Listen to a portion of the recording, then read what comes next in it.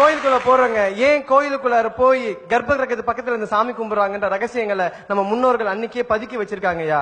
கோயிலுக்கு பக்கத்துல போய் நின்னோடனே நம்ம தாயின் கருவறையும் இருட்டு, கர்ப்ப கிரகமும் இருட்டுன்றது அன்னைக்கே முன்னோர்கள் அறிவிச்சாயா. நல்லா தெரிஞ்சுக்கோங்க. கோயிலுக்குள்ள போய் சாமி கும்பிட்டுட்டு வெளியே வந்தா நமக்கு மனசு நிம்மதியா இருக்குன்னு சொல்றோமே, அதுக்கு பின்னாடி அறிவியல் ஒளிஞ்சிருக்குன்றது எத்தனை பேருக்கா தெரியும்? கோயிலுக்குள்ள போறோம், கர்ப்ப கிரகத்தில் பக்கத்துல நின்று சாமி கும்பிடுறோம்யா. கோயில் சாமிக்கு கீழே என்ன இருக்குன்றது நிறைய பேருக்கு தெரியாது. நான் சொல்றேன் கேட்டுக்குங்க. சாமியை வைக்கிறதுக்கு முன்னாடி நிறைய மந்திரங்களை சொல்லி எந்திரத்தை ஒன்ன வேண்டி அது அடியில வைப்பாங்கயா. அதுக்கு மேலதான் சாமியவே மேல வைப்பாங்கயா. அந்த கீழே வச்சிருக்காங்களே எந்திரம், அதுல ஒரு சக்தி இருக்கியா. அதுக்கு பேர் சயின்ஸ்ல புரோட்டான் அப்படின்னு சொல்லுவான். அதுக்கு பேர் பாசிட்டிவ் அயான் அப்படின்னு விஷயம் சொல்லுவாயா. அந்த புரோட்டான் எல்லாமே சேர்ந்து அந்த சாமி வந்து ஒரு கண்டக்டர் ஆகும். அந்த சாமி கிட்ட போய் சேருங்கய்யா. அந்த சாமி வந்து ஒரு சார்ஜ் பேட்டரி மாதிரி. அந்த சாமி ஃபுல் அண்ட் ஃபுல் பவரை வாங்கிட்டு வெளியே விட தெரியாம தடுமாறியா. நம்ம பக்கத்துல போய் நின்று சாமியை கும்பிடும் போது ஆட்டோமேட்டிக்கா அந்த பவர் ஃபுல்லாவுமே நம்ம கிட்ட வந்து சேரியா. புரோட்டான் பாசிட்டிவ் எனர்ஜி பவர் நம்ம கிட்ட வந்து சேர்றதுனாலதான் மக்கள் கோயிலை விட்டு வெளியே வரப்ப கோயில் நிம்மதியா இருக்குன்னு சொல்றோங்கய்யா. நல்லது. இன்னொன்னு ஞாபகம், எல்லா இடத்துலயும் கோயில்ல காற்று வெளியே போறதுக்கு ஜன்னல்லாம் இருக்கும், கர்ப்ப கிரகத்தில் இருக்காது. ஏன்னா அந்த ரேஸ், அந்த அவர் சொல்லக்கூடிய புரோட்டான்ஸ் என்னன்னா செதறிடக்கூடாது, நம்மளை நோக்கி வரணும். பல இடங்களில் சட்டை கழட்டிடுவான்னு சொல்றது கூட அதுக்குதான், நேரடியா வந்து சேரட்டும் அப்படிங்கிறதுக்காக. இது எதுக்காக தெரியுங்களா? இதுவும் ஒரு வகையான விஞ்ஞானம்ங்கிறத அவர் சொல்றாரு. அவர் வந்து சயின்ஸ் படிச்சிருக்கிறதுனால நம்ம ஒத்துக்கலாம். இப்ப நான் தமிழ் வாத்தியார் சொன்ன இவங்களுக்கு வேற வேலை இல்லடா, பொங்கலை வாங்கிட்டு தூண்ல தடவிட்டு வருவாங்களா, அப்படி சொல்லக்கூடாது. ஐயா, அதே மாதிரி கருவறை பக்கத்துல சாமி கும்பிடுறதுனால நம்மளோட 5 புலன்களும் வேலை செய்கின்றது எத்தனை பேருக்கு தெரியும் தெரியலையா? 5 புலன் என்னன்னு சொல்லிடுறத, பார்ப்பது, நுகர்வது, சுவைப்பது, கேட்பது, தொடுவதுயா. நல்லா யோசிச்சு பாருங்க. சாமி தீபாரதனையை காமிக்கும் போது பாக்குறோம், மணி அடிக்கும் போது கேட்கிறோம், மந்திரங்களை உச்சரிக்கிறோம், அங்க இருக்க வாசனை நுகர்றோம், 10 வந்து தொட்டு கும்பிடுறோம் இல்லைங்களாயா. 5 சென்ஸுமே அந்த இடத்துல ஆக்டிவேட் பண்ணுதுயா. அப்படியே கோயிலை விட்டு கொஞ்சம் வெளியே வாங்கயா.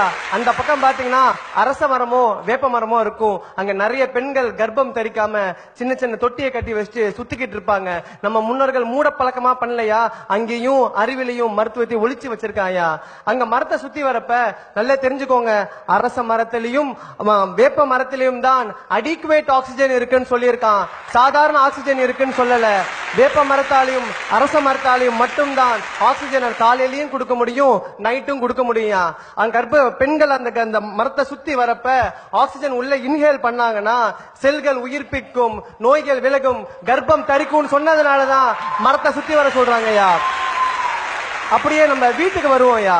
அப்படியே வீட்டுக்கு வந்த உடனே நம்மளோட தமிழனோட பண்பாடு கையெடுத்து கும்பிடுறது. இது எத்தனை நிறைய பேர் தெரியும். ஆனா கையெடுத்து கும்பிடுறான், பக்கத்து வீட்லயும் கும்பிடுறான், நானும் கும்பிடுறேன், அவனும் கும்பிடுறான், நானும் கும்பிடுறேன் சொன்ன ஒளிய கையெடுத்துக்கு கும்பிடுறதுக்கு பின்னாடி அறிவியலும் மருத்துவம் எத்தனை தெரியும் தெரியல. நான் சொல்றேன், கையெடுத்து கும்பிட்டோம்னா இந்த கையில நுனியில் இருக்கிறது அக்கு பிரஷர் பாயிண்ட்யா. இந்த கையில நுனியில் அக்கு பிரஷர் பாயிண்ட். இந்த 10 விரலையும் ஒண்ணு சேர்க்கும் போது காது, கண்ணு, மூளை ஒரே நேரத்துல ரத்தம் அதிகமா பாயும். அதனாலதான் நம்ம ஆட்கள் அன்னைக்கே கண்டுபிடிச்சான் கையெடுத்து கும்பிடணும்னு சொல்லிட்டியா. அப்படியே அழகா வீட்டுக்குள்ள வராங்க. வீட்டுக்குள்ள வந்த உடனே நம்ம ஆட்கள் நிறைய சொம்பு தண்ணி கொடுத்து சாப்பாடு வைப்பாங்க, விருந்தோம்பல்னு சொல்லுவோம். நல்லா யோசிச்சு பாருங்க. ஃபாரின்ல போனோம் அப்படின்னா வந்து விருந்தோம்பல் வந்துட்டு நின்னுட்டு சாப்பிடுவாங்க, படுத்துக்கிட்டு சாப்பிடுவாங்க, எப்படி வேணாலும் சாப்பிடுவாங்க. ஆனா நம்ம மக்கள் மட்டும்தான் தரையில் உட்கார்ந்து சம்மணங்கால் போட்டுட்டு சாப்பிடுவாங்க. அதுக்கு பின்னாடி ஒரு மருத்துவ குணம் இருக்குன்னு எத்தனை பேருக்கு தெரியும்? ஒன்னே ஒண்ணு தெரிஞ்சுக்கோங்க, அந்த மருத்துவ ஹிரண்யா அப்படின்ற ஒரு நோய் எத்தனை பேர் கேள்விப்பட்டீங்கன்னு தெரியல. ஹிரண்யா அது பேர் குடல் இறக்கம் அப்படின்னு சொல்லுவாங்க. நம்ம ஆட்கள் நின்னுட்டு இருக்கப்ப தலையில இருந்து கால் கீழே வரைக்கும் ரத்தம் பாயா. நம்ம எப்ப சப்பனங்கால் போட்டு உட்கார்றோமோ தலையில இருந்து வயிறு வரைக்கும் அதிகமான ரத்தம் பாயும். எப்ப அதிகமான ரத்தம் வயிற்றுல பாயுதோ அப்ப டைஜஷன் ப்ராப்ளம் வராது, அதிகமான டைஜஷனை உண்டு பண்ணும். அப்ப சாப்பிடறப்ப ஜீரணமாகுன்றத நம்ம ஆட்கள் அன்னைக்கே கண்டுபிடிச்சிருக்காங்கயா. அது தெரியும். நம்மளோட விரும்புதோம்பல்ல இன்னொரு அழகான பழக்கம் வாழை இலை சாப்பாடு. இப்பெல்லாம் பிளாஸ்டிக் பிளேட்டு, சில்வர் பிளேட்டுன்னு சொல்லி சாப்பிடுறோம். ஆனா வாழை இலை சாப்பாடு பழக்கத்தை சொல்றேன் கேட்டுக்கோங்க. நிறைய பேருக்கு தெரியாத ஒரு நோய் பார்க்கின்சன் நோய் எத்தனை பேருக்கு தெரியும்? நடுக்குவாதம்னு சொல்லுவாங்க. நடுக்குவாதம் அப்படி ஆடிக்கிட்டே இருக்கும். கடைசியில மைக் டைசன் கூட அந்த நோய் இருந்தது. அந்த உலக புகழ்பெற்ற குத்துவிட்டு சட்டை வீரர் இருக்குல்ல, அவருக்கு பார்க்கின்சன் நோய் இருந்தது. அந்த பார்க்கின்சன் நோய் தீர்க்கக்கூடிய சக்தி வாழை இலைக்கு உண்டு. கேன்சரை எதிர்த்து போராடக்கூடிய சக்தி வாழை இலைக்கு உண்டுன்னு கண்டுபிடிச்சதுனாலதான் வாழை இலையில சாப்பிடணும்னு சொல்றான். அதே மாதிரி ஒரு தட்டை கழுவணும்னா, பிளாஸ்டிக் பிளேட்டை கழுவணும்னா நமக்கு கெமிக்கல் தேவை. வாழை இலை கழுவுறதுக்கு எந்த கெமிக்கல் நம்ம ஆட்கள் யூஸ் பண்ணது இல்லையா? தண்ணியை தெளிச்சு கழுவி விட்டாவே வாழை இலை சுத்தமாவியா? இன்னொரு ரகசியம், வாழை இலை வாட்டர் ப்ரூஃபியா? அழகா இது ஒரு ரகசியத்தை வச்சிருக்கா.